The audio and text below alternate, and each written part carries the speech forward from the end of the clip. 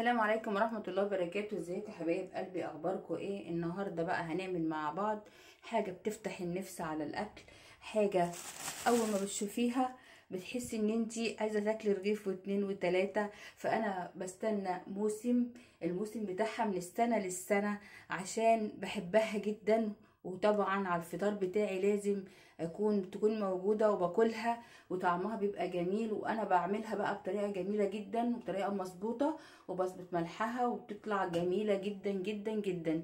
دلوقتي احنا في الموسم بتاع السردينة وبتاع البسارية والمكرونة، بقى طالعة في شكلها تحفة برضو، الاسماك اجمل اسماك بتاعة الشتاء. فانا النهارده ماشيه في السوق، فلقيت الست بتنادى عليا تعالي تعالي خدي السردينه اللي انت بتحبيها، ده انا بدور عليكي عشان اقولك ان انا جبتها.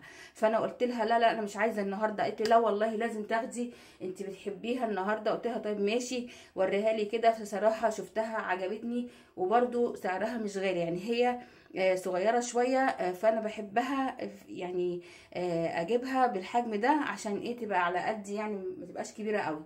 فتعالوا بقى نشوف بقى ان شاء الله كده هنعمل السردينه بتاعتنا ازاي. انا جبت اهو، الست قاعده تنادي عليا، شايفين الجمال؟ شايفينها عامله ازاي؟ اهي السردينه جميله جدا، انا بحبها قوي قوي اهو. فانا جبت الحجم ده كده، وهي يعني مستويه شويه بس مش مهريه، يعني بقى انا جايباها ب60 جنيه، ده هي دلوقتي ب100 و100 وي. فانا لقيتها بالسعر دوت، فقلت لا دي هي فعلا فرصه ولازم اجيبها واعملها مع متابعيني وحبايبي اللي بيحبوا الحوادق زيي. انا بحب الفسيخ والبسارية والسردينه واي حاجه مخلله بعشقها. يلا بقى تعالوا نشوف هنعمل ايه ونشوف الخطوات بتاعتها. اول حاجه انا غسله الحوض كويس جدا، هفضيها في الحوض بتاعي كده بالمنظر ده كده. هنزل كل اللي في الشنطه بالمنظر ده كده. انا جبت منها كيلو ونص ب90 جنيه، يعني مش حق كيلو دلوقتي، يعني انا جبت كيلو ونص ب90، يعني دلوقتي الكبيره شويه هيقولك ب100 و115. فانا ايه قلت اجيبها فرصه. بصوا شايفين الجمال؟ تحفه مش وحشه ولا مهريه ولا فيها حاجه، هي يا دوبك بس القشر اللي عليها دي كده طالعه شويه، وب70 جنيه. انا قلت لها لا انا هاخدها على 60، ويا ريتني قلت لها ب50 فكانت هترضى برضو والله. فانا همسكها اغسلها كده في قلب الحوض، وهجيب معايا هنا كده المصفى بتاعتي واحط تحتيها طبق كده من المنظر ده اهو، وهبتدي اغسل فيها مره على مره على مره كده، واحط في المصفى. شايفين بتبرق ازاي؟ روعه. اخلي طبعا الميه اللي في الحوض دي تتصفى، واحط بقيه اغسلها كمان مره واتنين.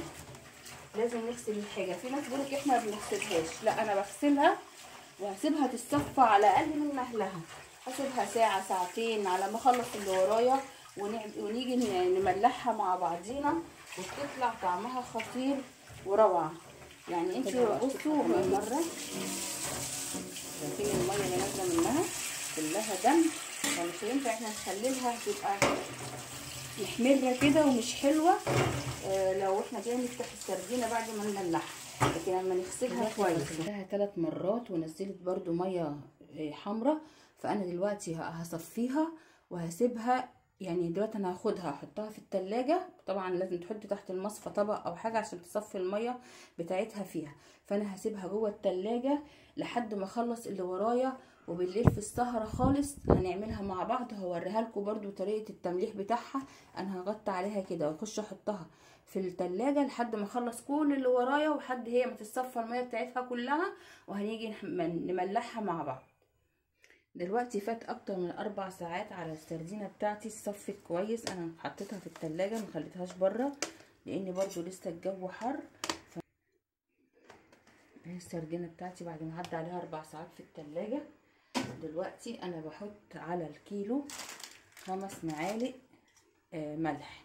فده كيلو ونص، انا هحط 6 معالق ملح.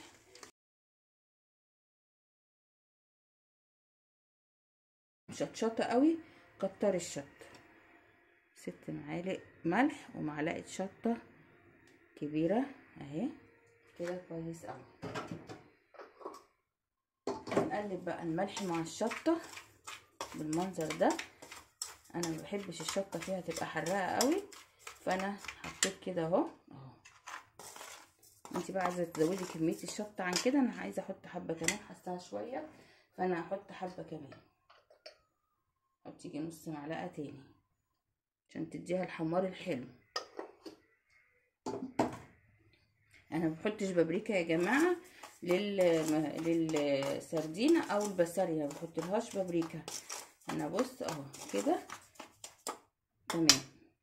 هنا بقى معايا علبه سمنه اهي، دي علبه السمنه العاديه خالص.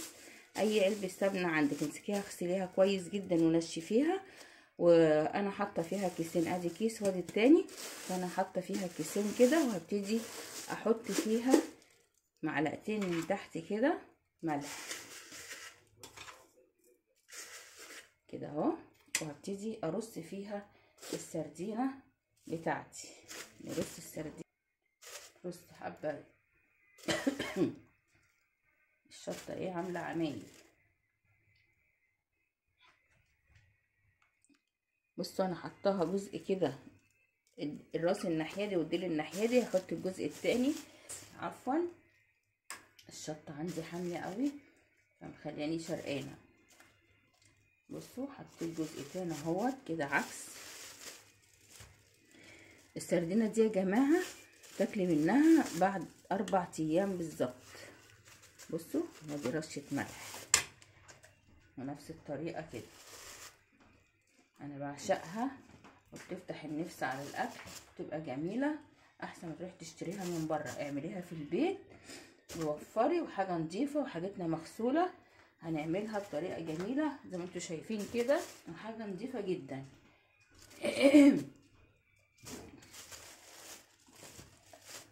اهو برضو رشه ملح كده، وهكمل بقى بقيه السردينه كلها بالطريقه دي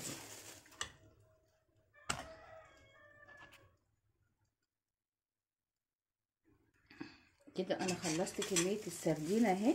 العلبه ال 2 كيلو دي محدش يتريق عليا يا جماعه، اغلب ستات مصر بيعملوا السردينه في علب سمنه يعني. وانت لو عندك بوكس بلاستيك ممكن تعملي فيه، عندك علبه السمنه اعملي فيها، ممكن تملحيها في اكياس بلاستيك زي كده وتحفظيها في حاجه عشان ما اما تيجي تستر رميتها ما تغرقلكيش الدنيا. يعني تتصرفي وتعملي باي حاجه. انا بحب اعملها في علبه السمنه، بخلي فيها هي المره وبعد كده برميها طبعا.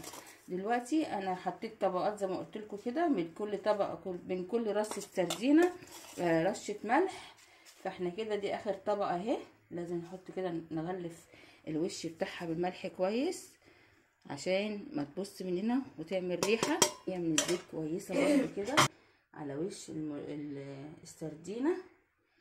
4 ايام بالظبط او 5 ايام تاكلي احلى سردينه. وهنفتحها مع بعض، مش هفتح عليها الا برضو لازم اوريها لكم واحنا بنفتح عليها كده. انا غلفت الوش كله بالزيت اهو، ههزها كده عشان الزيت ينزل تحت.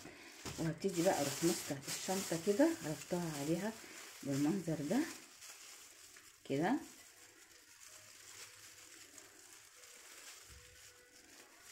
نلبس الشنطه الثانيه كده عشان ما يدخلش ليها هوا. ونجيب غطا العلبه بتاعتنا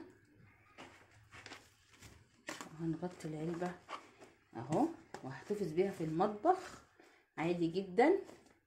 لو حسيتي ان انت بقى هتطول معاكي في المطبخ تحطيها في التلاجة، بس بعد ما نفتح عليها طبعا بعد ما تستوي، ما تدخلهاش التلاجة قبل ما تستوي. فاحنا كده خلصنا الملوحة، ولسه بقى ايه ما نيجي نفتحها هنيجي نشوفها مع بعضين. ايه رأيكم بس في العظمة ده؟ ايه رأيكم؟ تحفة. طريقة بقى اللي عايزة الطريقة تخش تكتبلي في الكومنتات واقولك على احلى طريقة ليمون يقعد معاكي من السنة للسنة وزي الفل. وجينا بقى للحظة الحاسمة اللي احنا هنفتح فيها الملوحة.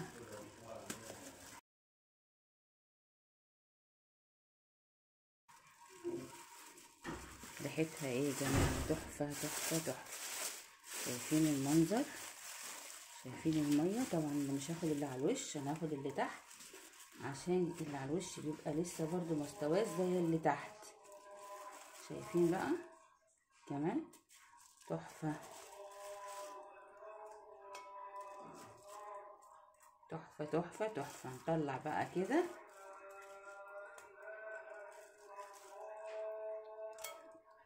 وهنضفها. انا ريقي بيجري وانا بطلعها، خطيرة.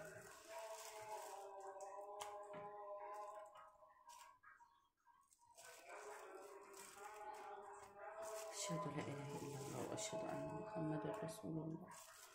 لا حول ولا قوة إلا بالله العلي العظيم. طبعا هبتدي أنزل اللي على الوش بقى المكان اللي أنا خدته ده، عشان المية بطوله اللي في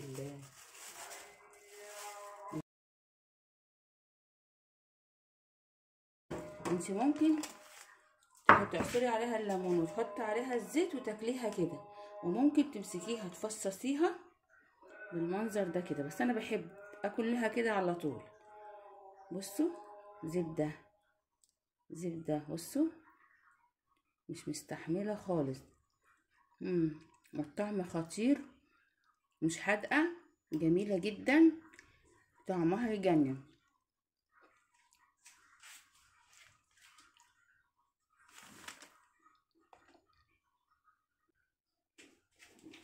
بصوا يا جماعه، عشان الطبق ما كانش ظاهر في التصوير، بصوا الملوحه عامله ازاي.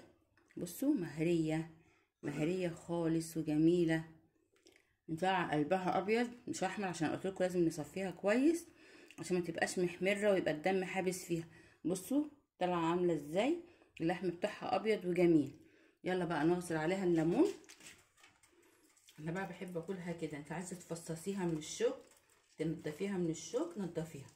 انا بحب افصصها كده وانا باكل. روعه، طعمها روعه والله. جربيها بس بنفس الطريقه اللي انا عملتها بيها دي، وطالعه بيضه ونضيفه وحلوه ومش زفره وجميله جدا.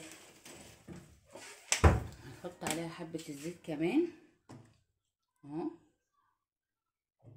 وبألف هنا وشفا. قطعي بقى جنبيها بصل، طبق بطاطس محمره كده، واقعدي بقى هاتي العيش وكلي. بس وانت بتاكلي ادعيلي. ما تنسانيش بقى في الاشتراك في القناه. ولو انت اول مره بتشوفيني، انا اسمي اكلات، قناتي اسمها اكلات مصريه مع عزه نصر. لو اول مره تشوفيني يا ريت تعملي لي لايك وتشرفيني بالاشتراك في القناه. انا بتشرف بيكم جدا، وبحب اسمع رايكم في التعليقات على الحاجه اللي انا بعملها. ومستنياكم يا امارات تقولي لي ايه رايكم في السردينه بتاعتي اللي انا خللتها. السلام عليكم ورحمه الله وبركاته.